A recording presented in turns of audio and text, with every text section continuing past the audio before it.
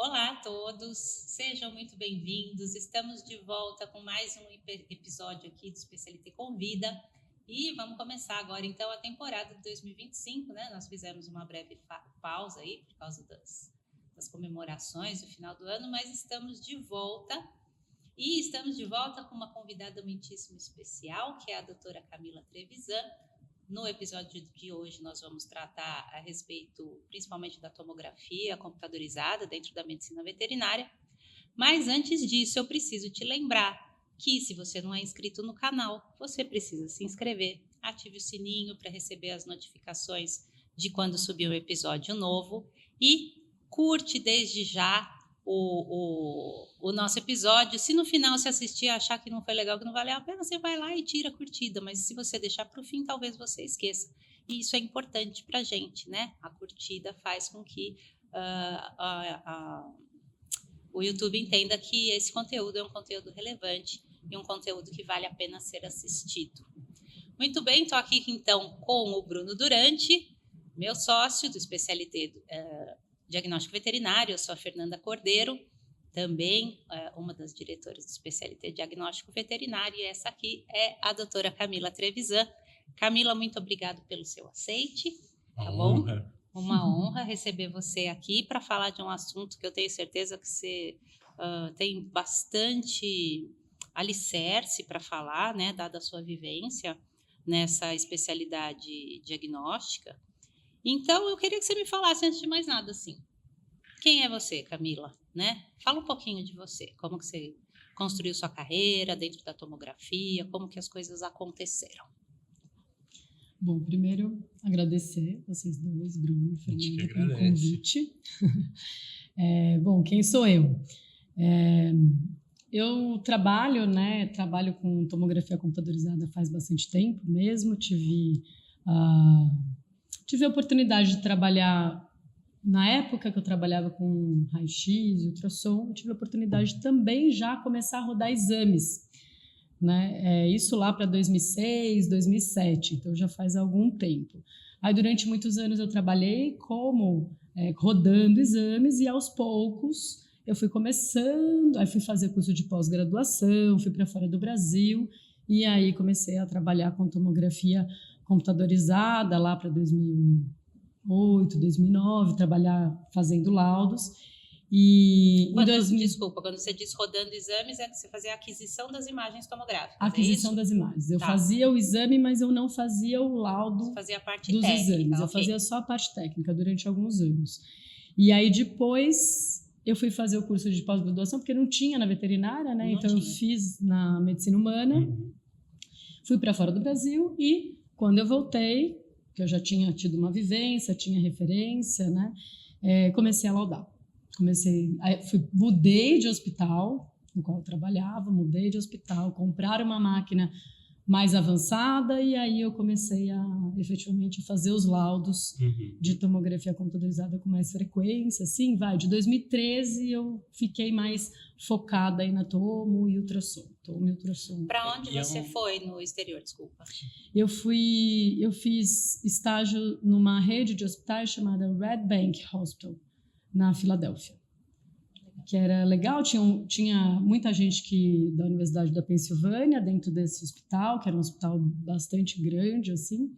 Então, eu acompanhei a rotina de tomografia computadorizada lá, inclusive com um brasileiro que era radiologista. Olha só, rotina grande. Rotina grande. Depois ele ficou como também meu mentor, digamos assim. Claro, ele tão necessário no início de qualquer um. Exatamente. Ele ficou durante alguns anos. A gente fala assim, né, uma coisa de bastante tempo, mas não é, né? Se a gente for ver a história da medicina veterinária, a tomografia, dentre as especialidades diagnósticas, aí é uma história bastante recente, né? Como que isso surgiu, assim, no Brasil? No Brasil, o professor Massal, na época ele era diretor do Hospital Veterinário da USP, e ele conseguiu a doação de um aparelho muito antigo, aí da década de 80. Ele era um aparelho que fazia um corte. A tomografia ela faz cortes, né? Ela faz avaliação em planos inicialmente, o que aparece lá no aparelho é transversais.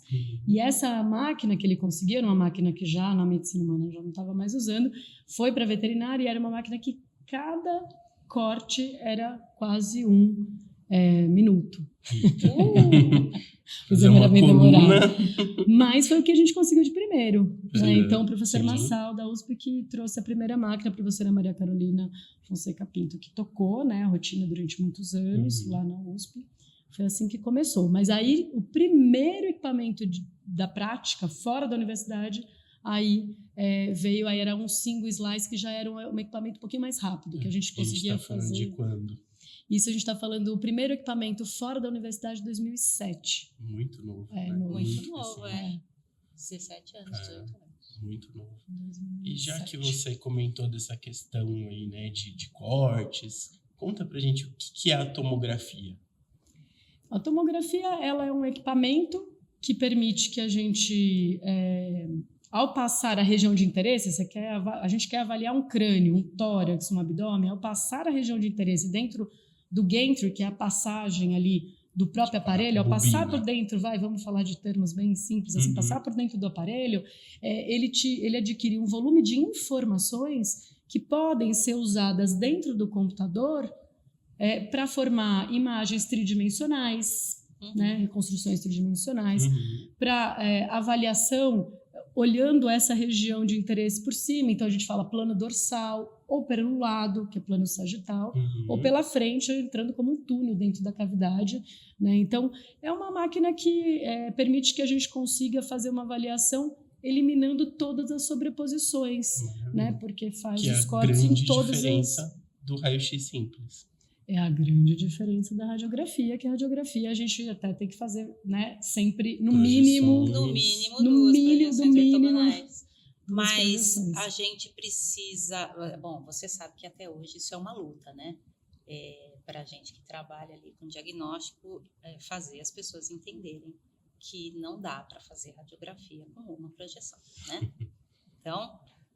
Quando a gente vai para a tomografia, de qualquer maneira, o recurso base é a radiação, é raio-x. É exatamente o mesmo início, né, que é emissão de radiação. A diferença são todos os processos que vêm depois, porque você tem emissão de radiação e detecção. Então, no raio-x é a mesma coisa, né? A gente hoje trabalha com radiografia digital, computadorizada, então tem raio-x atravessando uma região de interesse e incidindo ali numa placa. Na tomografia também é mais ou menos isso. Tem uma radiação que chega no detector. Só que esse sistema, ele roda ao redor da região de interesse e a região de interesse também caminha. Então, vai sendo coletada informação... Meio que em 360 graus. Todas as visões, né? Todos os níveis. Certo. Né? Em todas as regiões. Em todas as direções. E aí isso é reconstruído. E aí, a partir do momento que aquela região passou por dentro da máquina, né? Teve emissão de radiação, e a gente coleta uma série de informações, um volume de informações, esse volume, a gente chama de volume mesmo, a gente pega esse volume, coloca num programa do computador e esse programa que faz o que a gente quiser. Você quer ver só os vasos? Porque você injetou contraste, você quer estudar só os vasos. Mas o que ele faz é uma reconstrução. São uma infinidade de possibilidades de reconstrução. Tanto aquele modo preto e branco, quanto colorido, quanto... tem imagens tomográficas maravilhosas. Maravilhosas. Tem muita possibilidade de processamento, né? Realmente. E isso são os cortes, ou não? São feitos cortes. Cortes porque quando você programa... Desculpa, eu fiz a pergunta errada. Não cortes, canais. É isso que determina a qualidade de uma imagem tomográfica? Tá. Aí a gente vai pensar que tem máquinas diferentes, né? Então, tem máquinas que são como... Hoje a gente não tem mais, mas a que eu comecei a trabalhar, que era a mesma da USP, mas dentro de um hospital particular, era essa que fazia assim, era uma fonte emissora, um detector que rodava ao redor do paciente, um único, um de um lado, outro de outro, rodando. Hoje, a gente tem anéis de emissão e detecção de radiação ao redor de toda a passagem lá do aparelho. O que significa que a gente tem muito mais radiação e muito mais informação sendo coletada. Então, ele traz agilidade e volume de informação. Quanto mais canais, quanto mais anéis, e aí a gente chama de canais, tiver ao redor do aparelho, né, de emissores e detectores, melhor vai ser a qualidade da imagem, a resolução da imagem, e mais rápido vai ser o exame. Então, hoje a gente faz mais radiação será emitida. Mais radiação será emitida. Isso é fato. Tá. Por isso, a gente também tem a coisa de planejar bem o que a gente quer fazer, né? Assim como a gente faz no raio-x, na radiografia, que a gente faz a colimação e determina a região de interesse e não expõe mão da pessoa que está segurando, não expõe outras partes que não têm interesse diagnóstico. Na toma é a mesma coisa. Tem que ser, né? O ideal é que seja, porque é bastante radiação. E tem uma questão não só da radiação para o paciente, que sim, isso é muito importante, claro, mas tem a questão também de desgaste do próprio aparelho, né? Porque se a gente vai usando técnicas altíssimas, o tempo de uso do aparelho vai ser menor. A sobrevida do equipamento. A sobrevida, por isso tem que ter aí esse planejamento do exame mesmo. Racional, né? Claro. Sim, perfeito. Faz todo sentido, né? Em tudo. E todos os exames tomográficos precisam ser contrastados? A gente, na veterinária, a gente vive uma realidade um pouquinho diferente do que acontece na medicina humana. Quando eu estava fazendo como eu fazia pós na medicina humana, eu fiz estágio em hospitais humanos, né? Eu fiz num hospital, numa rede grande aí de diagnóstico primário, né? De centro de diagnóstico por imagem humano, e fiz também num hospital grande de medicina humana. E a rotina de um hospital humano, a realidade da rotina na medicina humana é diferente da nossa em relação à decisão de uso de contraste. Né? A gente usa muito mais contraste. Eu arrisco dizer até que quase 100% dos exames a gente usa contraste. 90% pelo menos. Não sei se isso vai ser para sempre. Eu acho que não, nada para sempre. Né? Sim. Mas, sim, a maior parte dos exames acabam sendo feitos com contraste. Quem normalmente define isso é o radiologista, que fala, olha, aqui junto com a suspeita, eu não consegui chegar na resposta para a pergunta que o veterinário solicitante fez. Ele precisa saber isso. E eu não tenho como dar essa resposta sem fazer uso do contraste, e aí segue. Isso seria o ideal. Às vezes a gente acaba protocolando usar sempre o contraste. E qual é a finalidade maior, o objetivo maior do uso de contraste? O objetivo maior do uso de contraste é delimitação de lesões neoplásicas. Isso é muito importante, o uso do contraste. Eu acho que aí não tem nem como fugir. Avaliações vasculares, né? Porque você vai injetar o contraste endovenoso e você vai fazer um mapa ali de toda a vascularização para estudar anomalias vasculares, tromboembolismo, né? Então, interessante, o uso do contraste é indispensável para estudos vasculares, que a gente chama de angiotomo, e para delimitação de lesões neoplásicas, estudar também, pesquisar espalhamentos de tumores, né? Metástases, doença metastática é indispensável.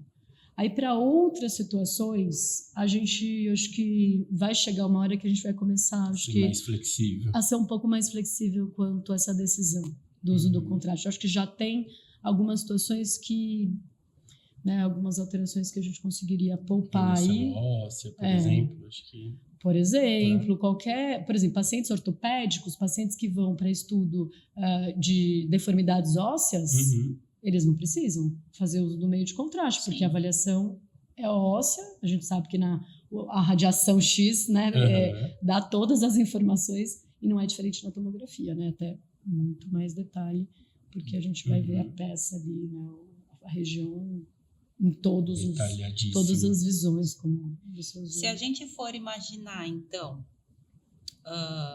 o uso da tomografia, assim, em termos de indicação, Na verdade, eu vou fazer 2 perguntas. De maneira geral, quais são, então, as principais indicações do uso da tomografia, né? Porque eu tenho muito para mim que, apesar, a gente já falou que é um método novo, e apesar da tomografia já existir da medicina veterinária, aí, por torno de 15 anos, nós conversamos, como ela não é um recurso de fácil acesso ainda, porque são poucos os lugares, né, poucos os centros que existem, eu acho que acaba muito do clínico, ele não tem o hábito de pedir, né? Não é aquela coisa que já vem falar, o tomo vai responder muito bem isso. Então, assim, de maneira geral, quais são as indicações e na sua rotina, se você pensar rápido, assim, o que você mais faz? Tá.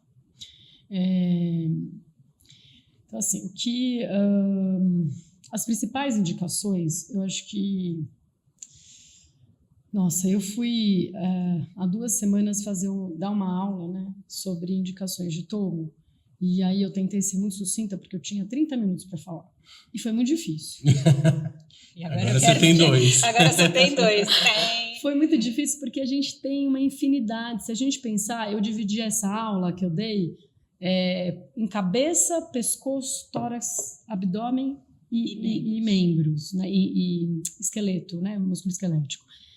Nossa, foi muito difícil. Então, assim, a gente tem muita aplicação e acho que tem uma falha, e eu sou professora de graduação, né? Eu sou professora dentro da universidade já durante muito tempo. Eu parei um tempo e agora voltei há 4 anos. E eu falo de tomografia computadorizada para os meus alunos da graduação, mas a impressão que eu tenho é que isso não está sendo dito dentro das universidades. Então, às vezes, essas aplicações, a gente não sabe porque não teve na graduação. Eu, por exemplo, não tive ultrassom na minha graduação. Também não. Eu me formei em 2003, né? Então, eu não tinha ultrassom, não tinha. E eu adorava, eu fui fazer estágio, fui atrás de entender e aprender, fui atrás. Quem sabe, vou ficar junto, né? Porque dentro das universidades não tem equipamento de tomo, né? Tem assim dentro da USP, mas não é uma constante. Dentro das universidades não tem. E eu acho que também tem uma falha de currículo mesmo, que precisa talvez de grade ajustar. Curricular. De grade, de currículo, o que decide ali de plano pedagógico. Então, assim, eu acho que com a evolução das especialidades, eu sempre falo essa frase toda vez que eu dou aula de falar de tomo, assim, o avanço das especialidades está aumentando cada vez mais a necessidade de avaliações mais detalhadas. Mais específicas. E aí a tomo está entrando mais. Né? Então, você perguntou o que mais faço na minha rotina. Isso. Eu vou falar um pouco de história. Assim, quando lá em 2013, que eu estava com equipamento bom, finalmente, começando a trabalhar com equipamento de última geração, equipamento muito bom, que permitia todas essas reconstruções. Naquela época, a minha rotina, eu trabalhava num hospital que tinha ressonância também. Então, eu trabalho, né? Então, lá a gente acabava fazendo só paciente oncológico, praticamente, não fazia coluna vertebral. Aí eu conversava com colegas radiologistas, eles falavam, não, mas a gente só faz coluna lá só tem coluna. Eu falei, juro, eu não faço nada de coluna, porque eu tenho ressonância. Quando chega uma coluna para mim, eu monto a ressonância. Eu falava, porque eu tinha a ressonância antes da tomo, que eu acompanhava, né? Então, antes era muito oncológico e neurológico que ia para tomo. Começou assim. Eu acho que a neurologia é uma especialidade também que a gente evoluiu bastante, né, nos últimos tempos aí. Hoje, endócrino, pneumologia está crescendo muito, então a tomografia vai crescer muito a aplicação. Vai aumentar, assim, demais. Quando a gente tiver pneumologistas fazendo atendimentos com maior frequência, pronto, vai aumentar. Então, caminha muito junto, né, com a clínica de qualquer forma, porque a gente entra como, quem faz diagnóstico entra como um respondedor de questões do clínico, né? Então, as questões têm que vir de lá. Então, e aí o especialista, que ele está lá mais focado no assunto, ele faz mais perguntas, às vezes mais profundas, porque porque ele foi procurado para... né, o clínico vai lá e faz a triagem, depois ele encaminha o que ele não... quando ele chega no limite, né, do que ele consegue fazer com aquele paciente, e vai caminhar para um colega para prosseguir para a evolução daquele caso. E a natureza do especialista é de se aprofundar de fato, né? Agora, vou aproveitar o gancho, apesar de não ser exatamente o tema, mas de qualquer forma, você comentou da ressonância. Esclarece, assim, a diferença básica entre os dois métodos, né? E inclusive, por que isso acontecia no hospital que você trabalhava? O que você me diria? Aqui no Brasil, acho que por dois motivos. Acho que por questão de custo e por questão de disponibilidade de máquina, que está diretamente relacionada ao custo, de manutenção da máquina. Investimento e manter, né? Que é caríssimo manter uma máquina de ressonância magnética. Ou seja, você investe, aí não bastasse, você tem que manter. Imagina o tamanho do retorno que você tem que ter, né? Fica inviável. Fazer manutenção, assim, as pessoas com as quais eu converso, parece que é um investimento bem pesado. Mas que vale a pena, lógico. Mas qual que é a principal aplicação que fica para a ressonância magnética? Principalmente, não vou falar que é só isso, mas principal para a ressonância magnética. Sistema nervoso central, então neurocrânio e medula espinhal, e articular, né? Dá para fazer abdômen? Dá, mas acaba indo para todo. Porque é um exame mais rápido, porque é mais disponível, porque é menos oneroso.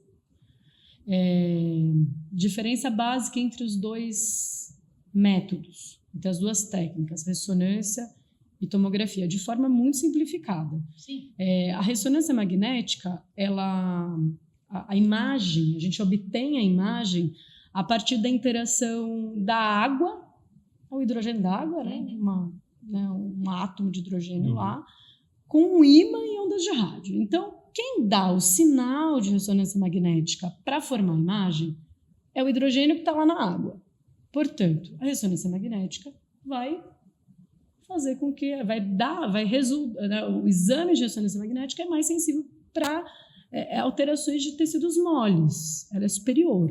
Afinal de contas, quem dá o sinal para fazer a imagem é o tal da água, que está muito nos tecidos moles. Então, na tomografia computadorizada é diferente. A gente tem a radiação X atravessando, sendo atenuada por diferentes tecidos e aí atingindo uma placa detectora, né? Dependendo de quanto de radiação chegou aqui, a gente vai ter uma escala lá de branco a preto, infinita escala de cinza. Então, a gente está trabalhando com atenuação de tecidos. E às vezes tecidos moles têm uma atenuação muito parecida, e talvez não fique tão diferente na toma, assim, dois tecidos molinhos iguais, digamos assim, para falar em termos bem simples.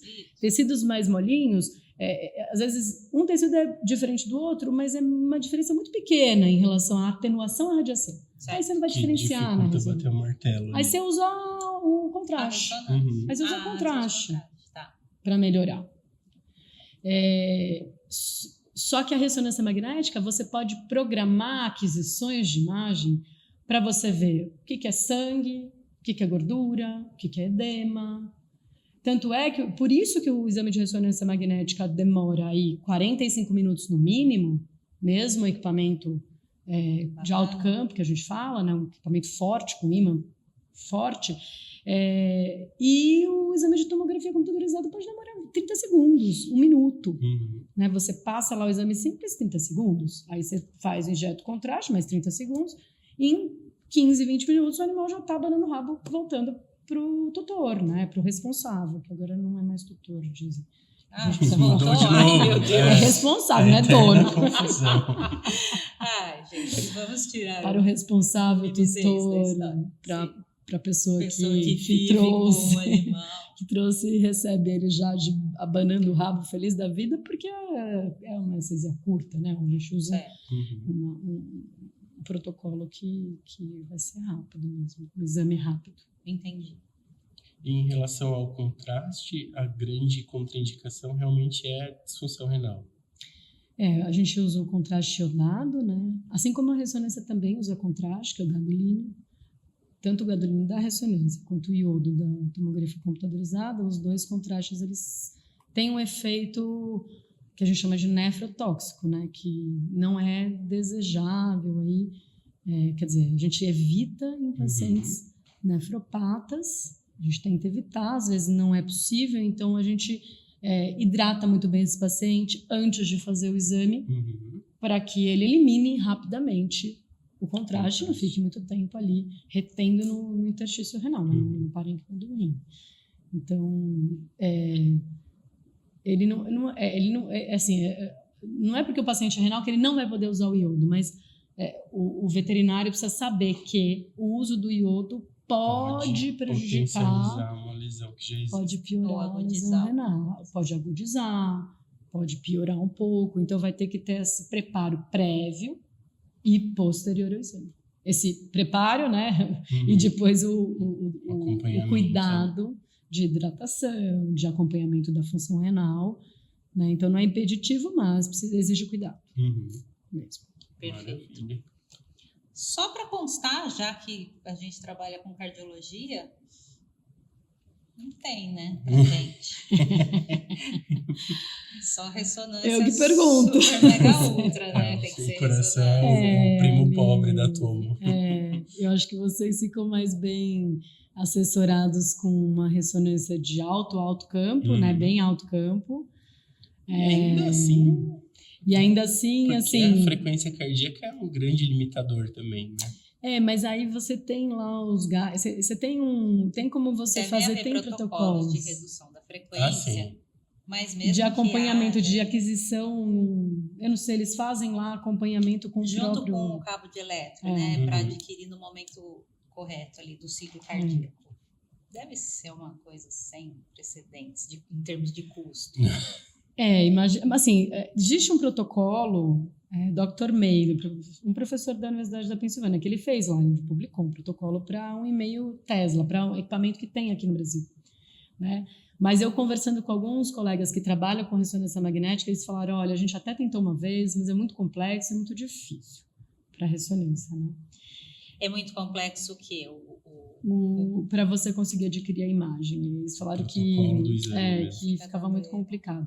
Mas eu acho que com as cirurgias, né, tem aí valvuloplastia, com as cirurgias intracardíacas, talvez, assim, eu acho que com o pedido de alguém que está precisando, sabe assim, alguém que eu faço a cirurgia, eu preciso. Então, talvez isso puxe, porque eu acho que eu acho que a gente da imagem, cada vez mais, né, a gente está num lugar que eu acho que é diferente de 20 anos atrás, muito diferente, que assim, a gente é puxado pelos especialistas. Sim.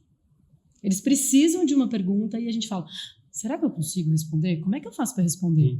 Não, e aí você se debruça sobre aquilo, porque eu imagino que quem faz ressonância vai olhar aquele negócio de cardio, a não ser que seja uma pessoa como eu, por exemplo, que gosto do diagnóstico por imagem dentro da cardiologia, ele vai achar meio sacal, tem que entender tudo aquilo, sabe assim? Não é a vibe do cara que faz diagnóstico por imagem, você entende? A cardiologia, né? A não ser que venha de alguém que trabalhe com cardio de fato. Assim como o eco, né? Que não fica a cargo de quem estuda que nem está profundamente o coração, né? Isso é uma mágoa que eu tenho que falar agora, que deixar, inclusive, falar para todos. Por que como chama a associação? A BRV. Quem que dá o título? A BRV. O Colégio Brasileiro de Radiologia Veterinária, a Associação Brasileira de Radiologia. De onde você obtém o título de imaginologista. Eu acho que tinha que ter ecocardiografia lá dentro. Eu adoraria. Não fala isso, tá aí, a gente está querendo mais gente. Olha, assim, a gente, não é que a gente... Apesar de amar a cardiologista, eu me entendo, eu gosto tanto do diagnóstico por imagem, que não seria estranho para mim buscar uma uma carteirinha, um título de imaginologista, Você entendeu? diz para entrar também dentro do diagnóstico de imagem. Mas aí você vai ter que estudar tomo, ressonância, cintilografia, raio-x e ultrassom. E eco. Eu vou ter que estudar fisiologia do Você tem que coração. estudar só um, eu vou ter que estudar Mas eu já tenho os outros. A bola de neve. É uma bola de neve. Eu nunca me... Assim, às vezes a gente tá lá fazendo ultrassom abdominal e, né, aí faz um FAST, aí você dá, realmente tem degeneração valvar, ponto final, morfológico, mas né? parece assim que o diafragma é uma carapaça, né, de chumbo, entendeu? Que separa. Mas assim, para fazer a avaliação funcional, a avaliação assim de ecocardiografia, sim, avaliação eu funcional, acho bem complicado para gente da imagem. Aí se você colocar isso, Fê, a gente vai ter que... Eu já acho difícil. Vai complicar a nossa vida. Não, eu acho que ia ter muito, nessa idade que me encontro, nesta fase da vida, eu ia achar muito difícil decorar todos os nomes de toda a anatomia. Gente do céu. Eu já não tenho mais memória já faz algum tempo, né? E a anatomia é um absurdo. Só de sistema músculo-esquelético eu já ia me perder. Você perguntou do quem eu sou no começo. Eu comecei na anatomia. Olha só, tá vendo? Eu fiz iniciação científica a minha faculdade inteira, em todos os congressos de anatomia, publicar um monte de coisa. E eu fiz dentro da anatomia com diagnóstico por imagem meu mestrado na USP. Tá. Então, e fui professora de anatomia há muitos anos. E hoje, até o ano passado, também dei aula de anatomia. Eu passei um pouco, foi difícil, viu? Ano passado tive que estudar muito. Muito bom. E a gente, cavalo, boi, né? A gente tem que fazer Exato. ovinos, suínos, não sei o quê. Eu reaprendi tudo de novo. Falei, meu Deus, é bastante coisa, né? É bastante. É muita coisa, anatomia. Mas é pra gente, né? Camila, conta pra mim, assim, em termos do quanto a tomografia tenha sido importante em algum caso que você se recorde, que tenha mudado completamente o diagnóstico. Ou seja, se você não tivesse feito a tomografia, você teria errado.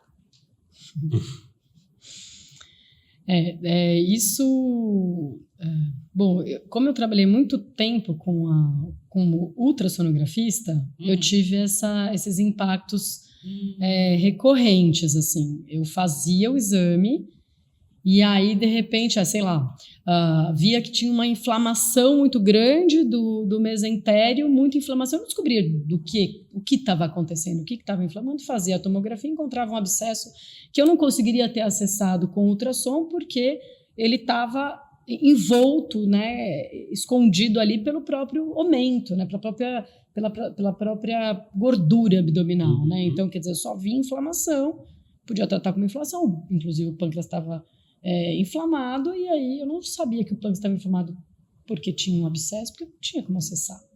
Né? Então, e eu vivi isso em inúmeras situações, assim. Recentemente, há um tempo atrás, mas não muito tempo atrás,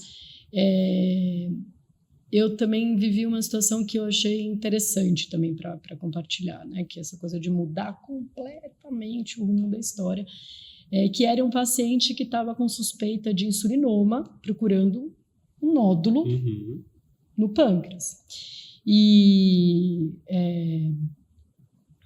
eu fiz o exame, procurei, né? A gente, quando tem o exame de tomo, a gente tem 2.000 imagens, né? Você vai lá lentamente, caminhando por dentro da cavidade abdominal, olhando, né?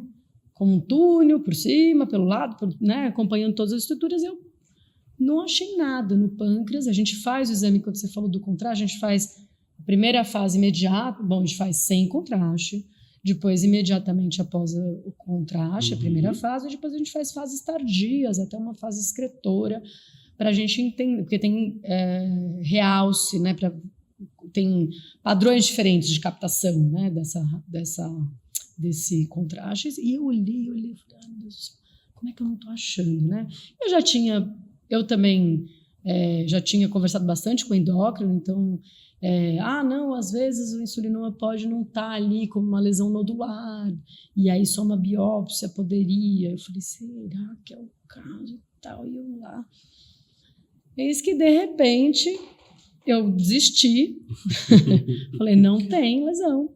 Para mim, não apareceu, existe a possibilidade, vou conversar com quem encaminhou para trocar ideias e falar dessa minha experiência, né? Eu, toda vez que eu estou fazendo um laudo e tenho dificuldade, eu vou estudar, né? Trago informação, converso com o veterinário. E eu falei, vou fazer isso e tal, deixa eu só pegar as medidas das outras imadas, né? Terminar aqui a avaliação e tal. Aí vejo uma adrenal pequenininha, as duas, muito pequenininha. Aí fui estudar. Hipoadrenocorticismo pode dar hipoglicemia. E a hipoglicemia que fez, né, que estava difícil de resolver, né, o animal fazendo aquelas curvas glicêmicas malucas, na verdade não tinha nada a ver com insulinoma, era uma hipoadrenocorticismo. E aí outro dia eu escutei também uma pessoa que é muito referência, né, em endocrinologia falando, o pessoal fala que hipoadreno é super pouco comum, mas eu tenho certeza que todo mundo aqui já atendeu um hipoadreno, né? Aí eu fui estudar, e eu falei, olha só.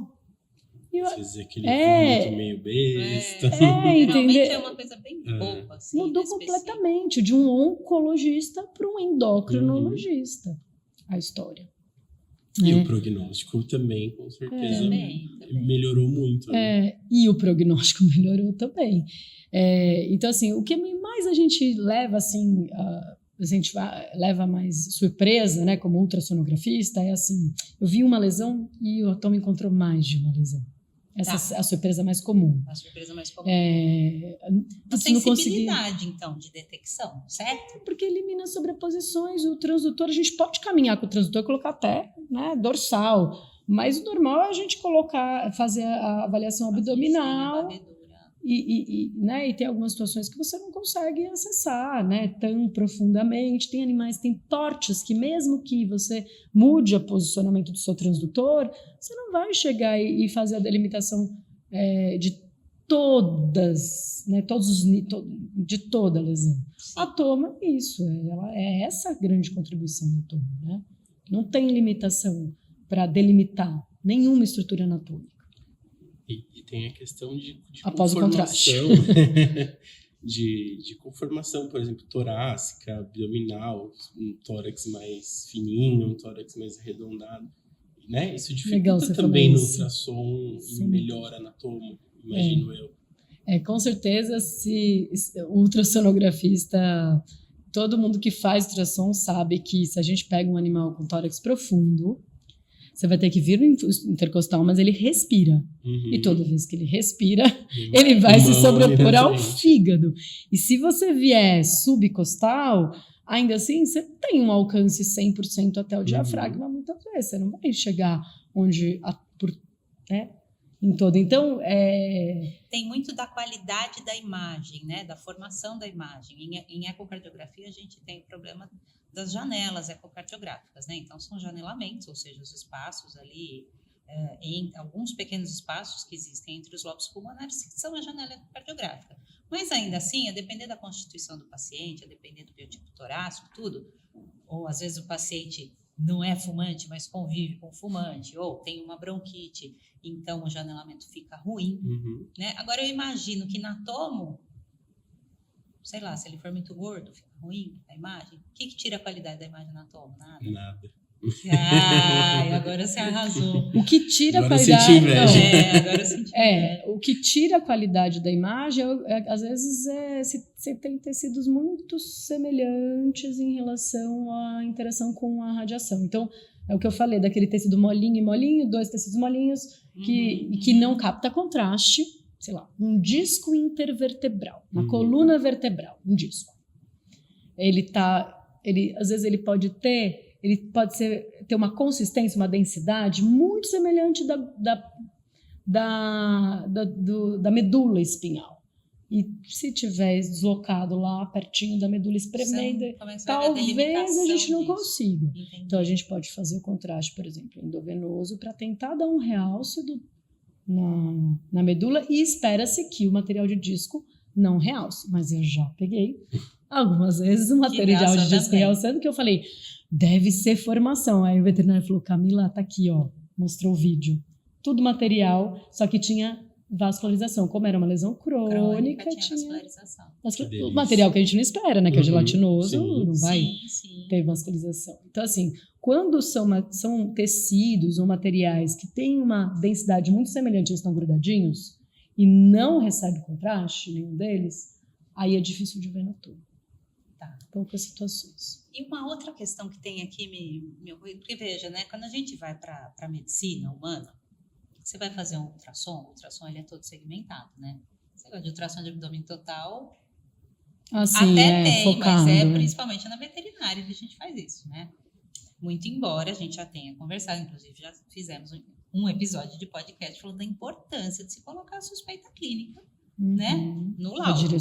Para direcionar. Na tomografia, tem que fazer o cachorrograma ou como que é a segmentação? Então, para qualquer exame de imagem, é importante ter a pergunta para ser respondida. Essa pergunta ela é essencial. Eu não sei nem se é só para imagem, né? Tudo, né? Não sei, eu acho que... É que o clínico tem que ter se feito essa questão, é que às vezes ele não se fez essa questão. E quanto mais... Uma creatinina, né? Você está perguntando ali, tem insuficiência renal? Sim, ou está desidratado, né? O que está acontecendo? É crônico, enfim, tem uma... né? Você tem quanto mais informações, melhor. Então, assim, mesmo que seja uma técnica que elimina a sobreposição, que identifica, que mostra para a gente as estruturas individualizadas, né, anatomicamente falando, e né, se for uma formação também,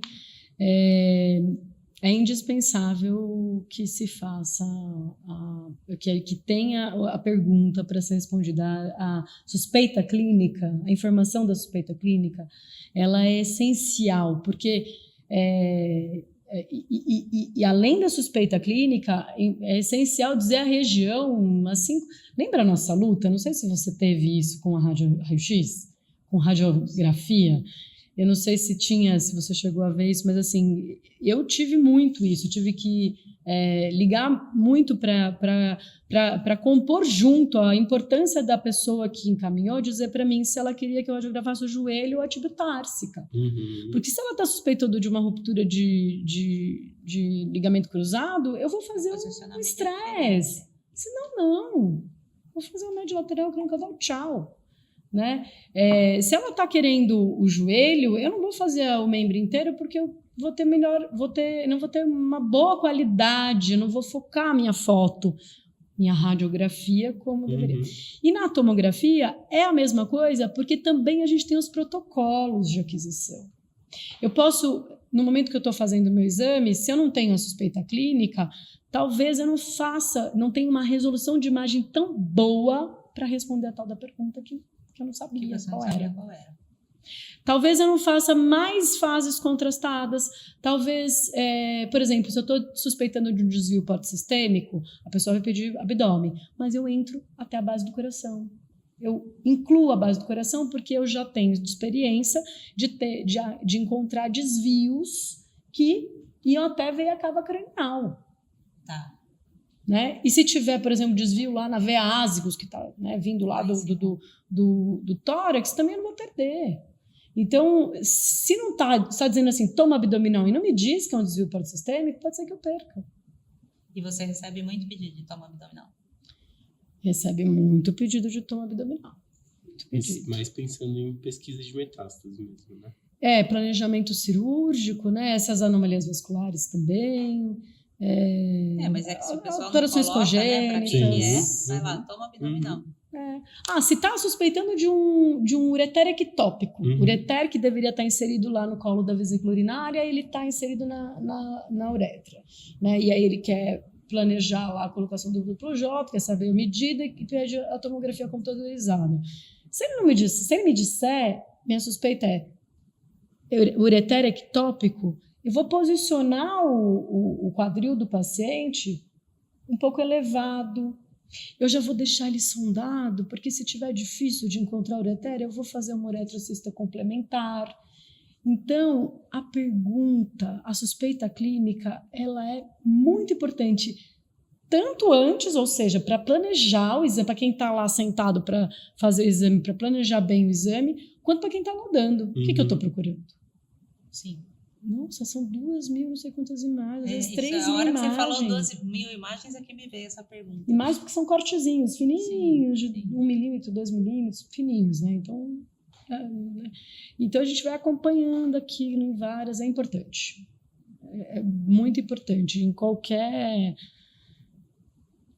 técnica de diagnóstico por imagem, né? Eu que trabalhei 10 anos também com raio-x, né? Eu trabalhei como radiologista, hoje eu sou professora no diagnóstico por imagem, estou na supervisão também do hospital veterinário que tem residência médica e aí na agenda já tem lá a suspeita clínica, né? É importante, não é essencial, para qualquer.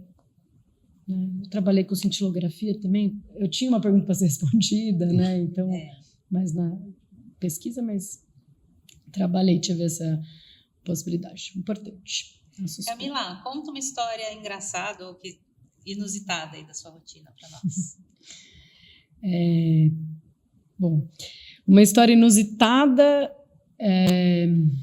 que eu vivi assim, eu estava fazendo exame e eu fazia o exame e eu laudava o exame, né? Tava eu e o anestesista.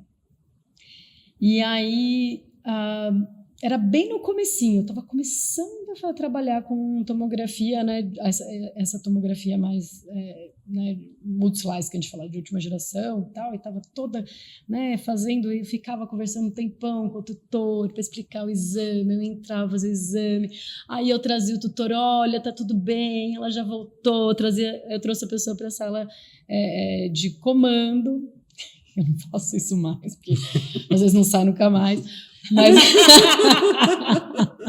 Ou você tem que pôr uma vassoura atrás da porta. Uma vassourinha atrás da porta. Aí, tá tudo bem, ela já tá acordando, tá aqui e tal, não sei o quê.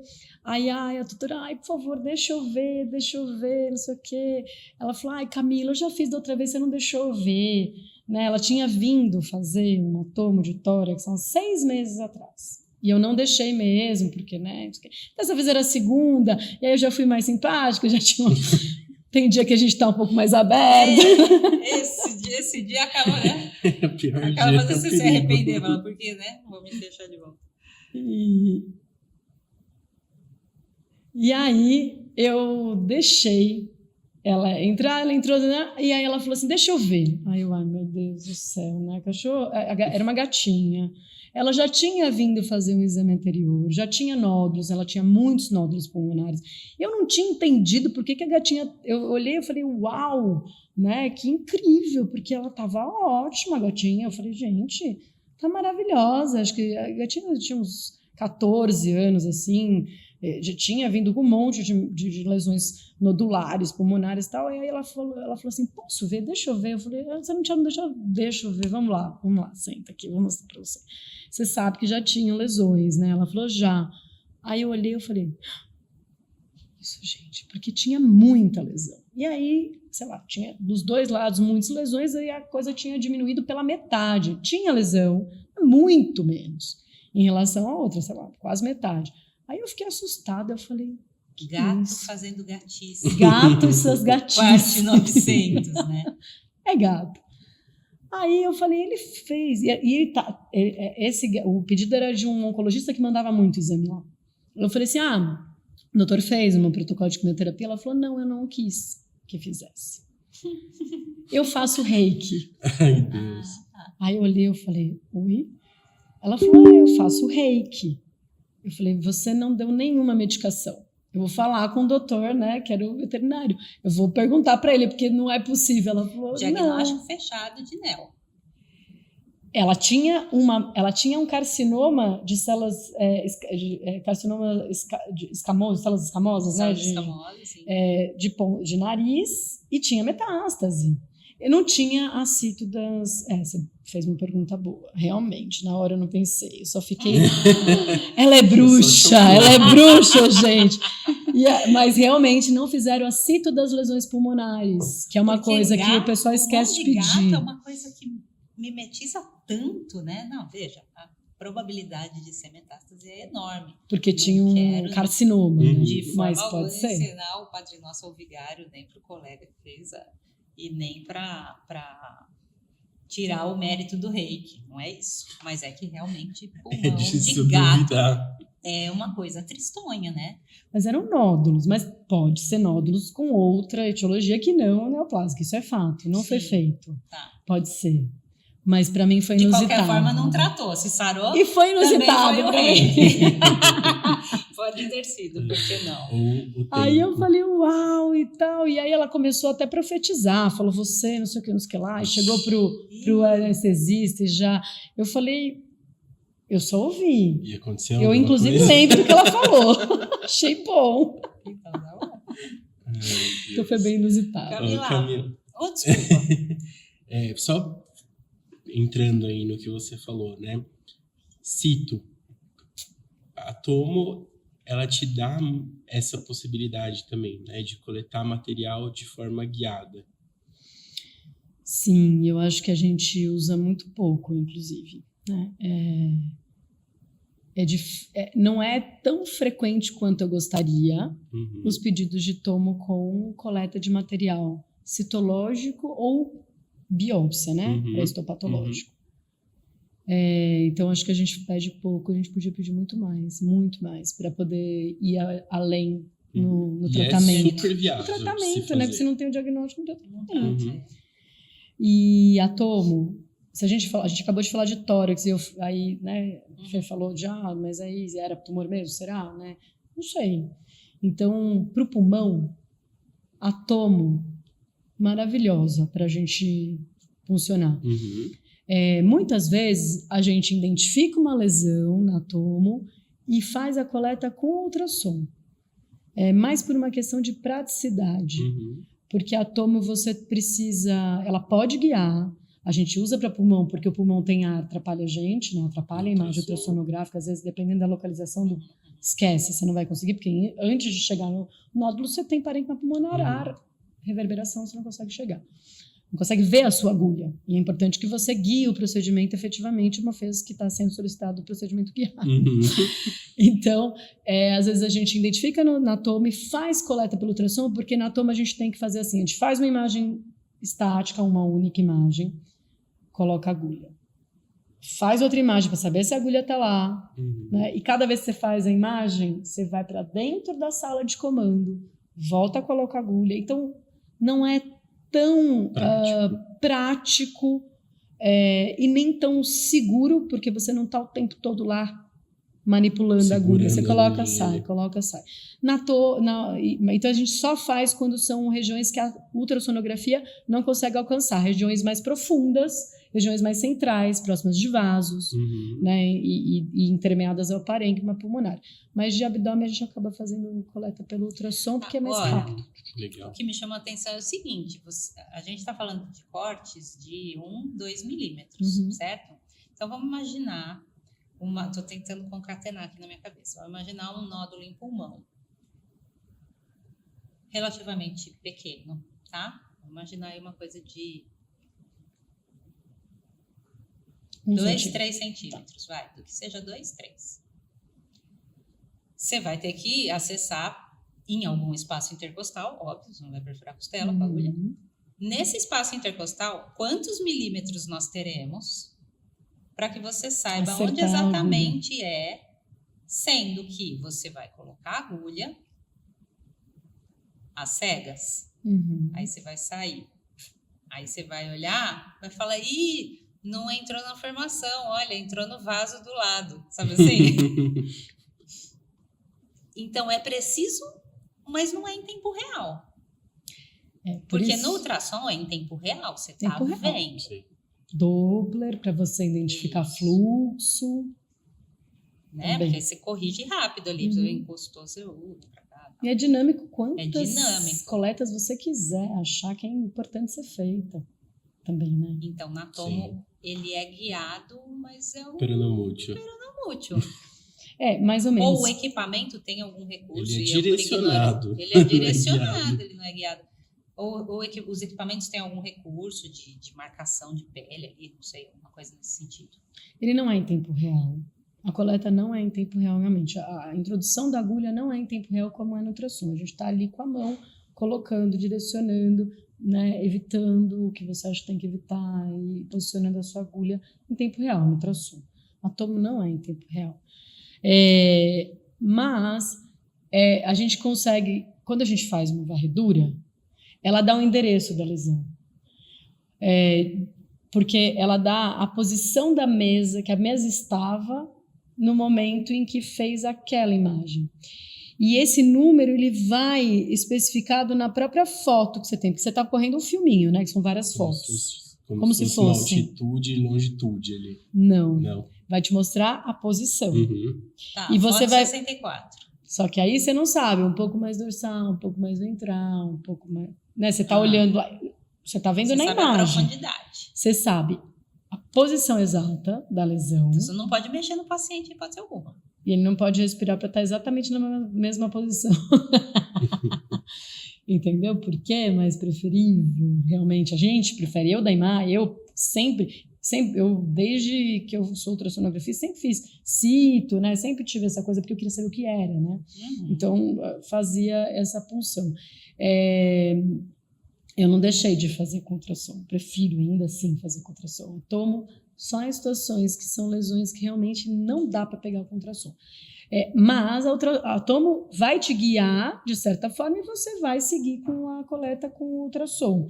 E quando a lesão não é acessível, você não tem escolha e tem esse risco sim que você falou. Então o que a gente faz? Eu coloco a agulha no subcutâneo, faço uma imagem, vejo que se minha agulha está direcionada, não, vou pôr um pouquinho mais para baixo, subcutâneo. Aí vou direcionar um pouquinho, mas tudo no subcutâneo, para quando eu entrar, eu direcione exatamente o que eu preciso. Certo. Mas não é tão prático. Não parece nada prático. Demora, Tá. dá mais trabalho. O ultrassom é mais tranquilo, Mas né? se você não tem acesso ao ultrassom. Exatamente, dá para fazer. Dá para fazer. Sim, você vai colocando aos poucos, vamos dizer assim, né? Você vai se aproximando da lesão. E no abdômen a gente evita fazer a toma, assim, a não ser quando são estruturas realmente inacessíveis, porque tem a questão do sangramento, o ultrassom já vai te dar na hora se está tendo algum sangramento, entendeu? Tá. Aí você fala, vou fazer só uma coleta. Normalmente eu faço 3 coletas, o mínimo, sim, né? Tá lá, né? Mas aí eu faço chega. Eu tô vendo o que está acontecendo. Sim, aí na tomo, talvez eu não veja esse decisão. discreto líquido livre, ultrassom, mas muito mais sensível. Tá. Né? Para na hora, um time ali, real, né? Tempo real. Já Colocar um Doppler Power, você até vê o sangramento. Ai, Deus me livre. Não, eu não. Enfim, é isso, mas seguro mesmo, ultrassom. Como você viu o futuro, Camila, da tomo na veterinária? Eu acho que o que eu falei da questão das especialidades, eu acho que quanto mais a gente se aprofunda em querer resposta, em querer, né, saber um diagnóstico para fazer um tratamento adequado, e eu acho que a gente está num momento da veterinária em que, se a gente está falando de pequenos animais, né, tá muito... o animal, assim, as pessoas querem efetivamente ir começo, meio e fim, né? Então, eu acho que o futuro é a gente ter a medicina veterinária, é o meu sonho, né? A medicina veterinária cada vez mais tendo abordagens mais aprofundadas, assim, mais profundas mesmo, de cuidado para entender, quero saber, quero chegar lá, no ponto que, né, qual que é a raiz desse problema? Não vou trabalhar com os sinais, que né, só, tem febre, tira febre, tem tosse, tira tosse, mas o que está causando isso, né? Quanto mais a gente for aí para essa pergunta, o que está causando efetivamente e como que eu consigo tratar, né? Eu posso tratar, vou fazer uma laparotomia exploratória ou eu vou planejar minha cirurgia com a tomografia computadorizada?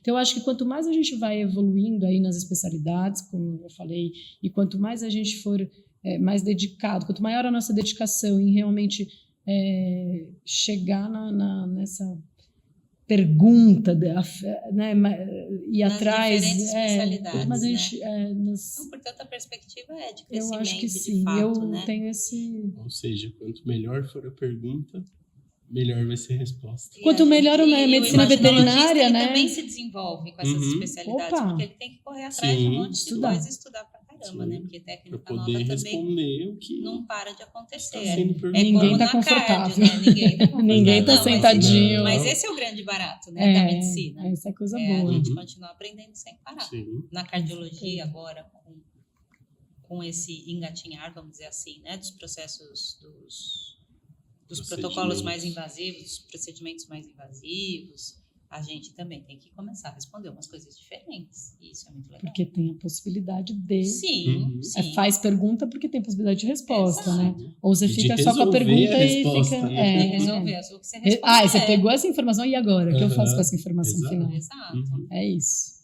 Inteligência artificial, você vê tem alguma coisa já rodando na Tomo? Como é que tá isso? Em 2018, eu fui para o encontro do Colégio Europeu de Imaginologia Veterinária, né? Tá. E lá, eles já falaram, teve uma palestra sobre o uso da inteligência artificial para avaliação pulmonar, de alterações pulmonares na Tomo, na tomografia computadorizada. Então, assim, a coisa está bem adiantada. Eu acho que com a história do Covid também avançou bastante. O uso da inteligência artificial para avaliação pulmonar avançou muito, assim, tem muita coisa publicada por conta desses tempos de número gigantesco de tomografias sendo feitas por conta do Covid. Então, a gente já chegou, né, já está usando, já tem muita gente usando inteligência artificial para a medicina, né, em vários processos, desde a recepção até a robótica, né, tem gente que, né, tem a parte da robótica também acaba usando, né, de certa forma, a máquina, né, para procedimento. Então, assim, isso é inevitável, vai entrar. Acho que a gente ainda não tem, talvez na veterinária, dinheiro, acho que para comprar esses sistemas ainda, né? Eu acho que tem que ter um volume grande para poder ter esses sistemas, mas também acredito, e isso para mim é certeza, que a máquina ela vai fazer uma parte, e que se a outra parte, que é médica, não for feita, a gente não vai ter evolução, essa evolução que eu acabei de falar. Sim. A gente vai evoluir, a gente vai aprender mais, a gente vai ter as respostas. Essa evolução ela não vai acontecer, porque a máquina vai ler uma lesão. E o que é essa lesão? O que o paciente tem? Né? Quando eu faço um laudo de tomografia computadorizada, eu acesso os exames pré-anestésicos.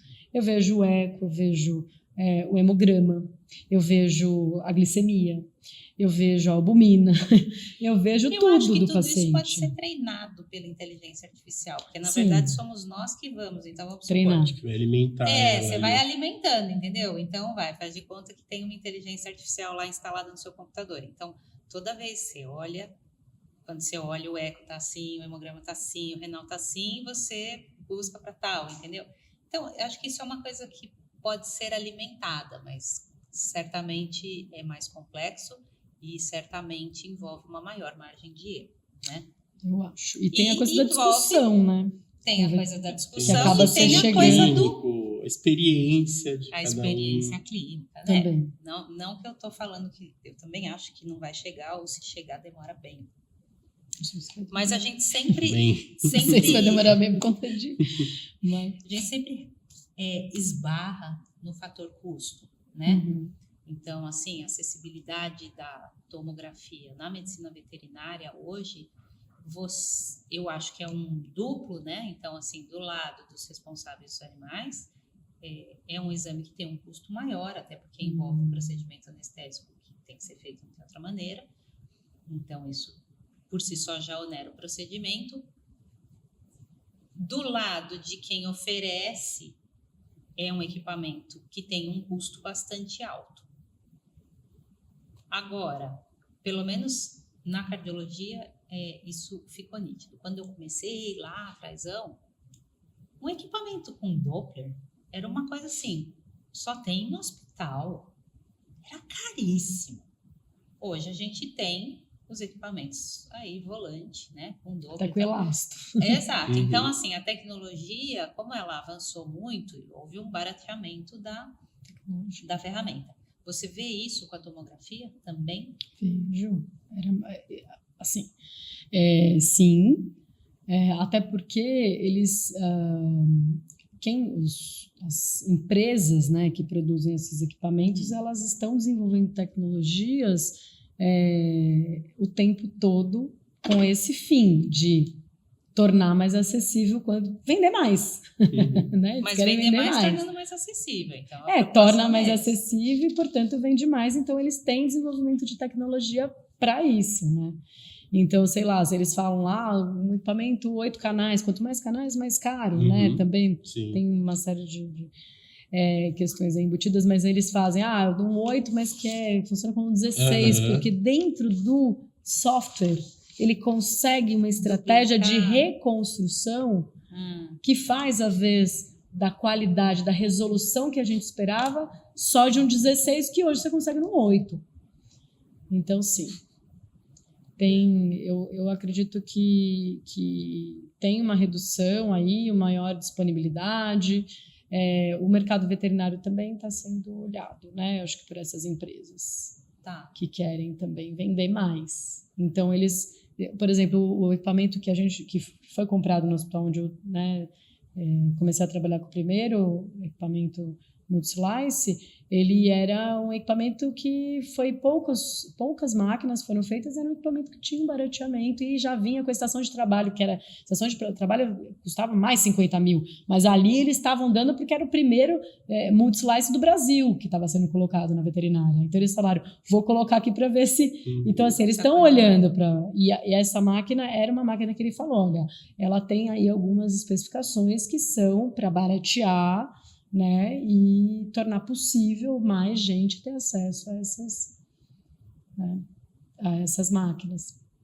Então, o mercado veterinário está sendo olhado também. Que bom. Para venda. Joia.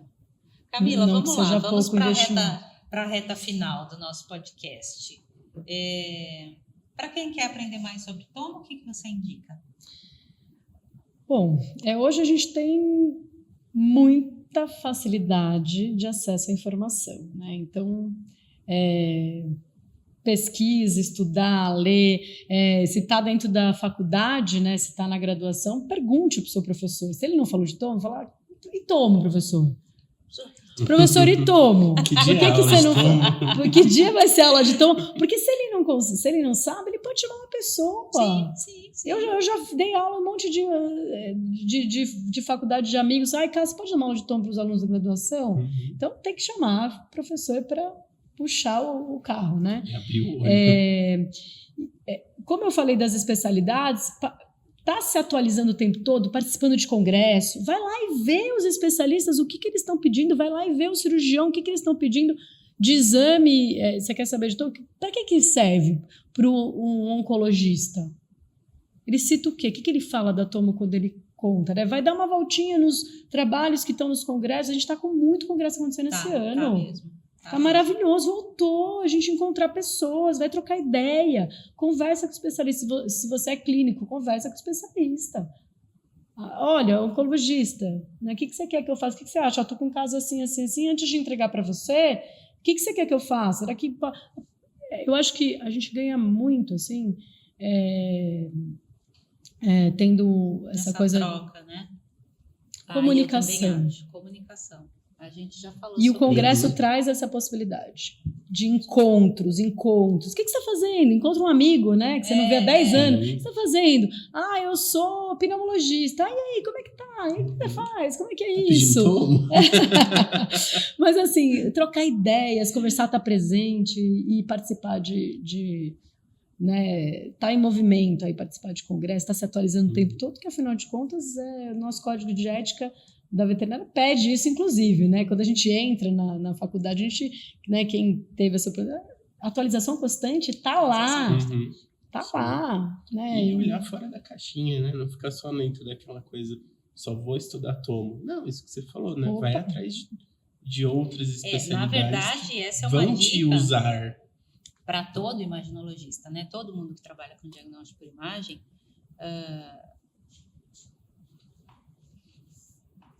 Eu fiz essa pausa dramática aqui porque eu pensei na cardiologia, né? Porque a ecocardiografia, de fato, é alguém que responde perguntas, via de regra, relacionadas ao coração.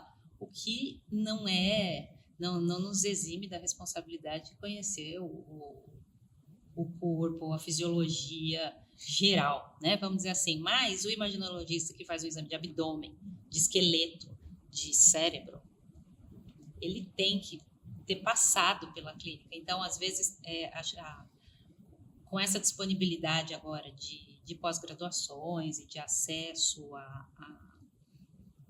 ao aprendizado mais focado, para quem trabalha com diagnóstico por imagem, acho que é uma coisa que tem que tomar cuidado. Tem que tomar cuidado. Eu acho que para qualquer área que você for, né? Você tem que ter uma noção da clínica geral antes de se fechar, entendeu? Você tem que ter uma a inteligência artificial já pode amanhã ficar. Exatamente. Todo mundo pode ser substituído por máquina numa boa. Exatamente, né? Essa visão ampla é sempre muito importante em qualquer área da vida. É que a gente está falando de medicina veterinária.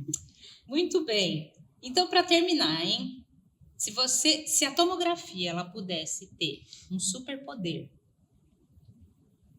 você fala, cara, agora eu tenho essa máquina, agora a tomo vê isso, acabou o mundo para mim. Qual seria? Tomo vê isso. Vou tentar no superpoder, assim. Se eu pudesse escolher, assim, pro Aladim. Amanhã vai chegar lá e aí na minha tomo vai ter tal coisa. Eu acho que poderia ser, assim, você poder chegar perto da máquina e perguntar para ela, você vai conseguir me responder essa pergunta? Tipo uma máquina ChatGPT, né? Uma ChatGPT. De acordo uma com função ChatGPT. A pergunta do veterinário é essa, vai conseguir responder, né? Digo, para os clínicos, cirurgiões, especialistas, tivesse isso, porque a gente que é imaginologista, a gente normalmente sabe se vai poder ou não, né? Mas que tivesse para as pessoas que solicitam, que elas pudessem perguntar para a máquina responder. Eu vou conseguir responder. Né? Apesar que o ChatGPT talvez ajude, né? Mas você sabe que o ChatGPT é muito legal, gente, pelo seguinte, porque o ChatGPT é alguém com quem dá para meio que conversar. Amigo, né? Você vai se tornando uma intimidade, se conhecendo. Você sabe que esse é um grande perigo, né, da inteligência artificial. Vamos ser dominados. Muita gente vai resolver as suas questões emocionais com a inteligência artificial. E se isolar do mundo, né? E se isolar do mundo, porque quanto mais perfeita for essa inteligência artificial, quanto maior a capacidade de interação com ela, piores vão ser os seres humanos. Menor a paciência com o ser humano. Menor a sua necessidade de buscar fora. Você tá ali, você gosta da fulana, inteligência artificial. Você fica com ela. Mas voltando, é alguém que de alguma maneira dá para conversar. Então, por exemplo, às vezes eu coloco um assunto que eu quero saber um pouco mais, mas aí eu falo, mas isso não seria tal coisa? Pô, que Google que você pergunta, mas isso não seria tal coisa? Colocando ali você conversa e ele responde, e ele fala, você tem razão, ele é sempre muito educadinho. Você às tem vezes, razão. Viu? Seja mal educada para você ver. Não. Vai tomar uma bordoada. Você vai tem levar razão. na mesa. Olhando por este lado, não. Então ele tem uma certa capacidade, uma certa flexibilidade, ele tem uma malemolência, entendeu? Ele tem tudo que você dá.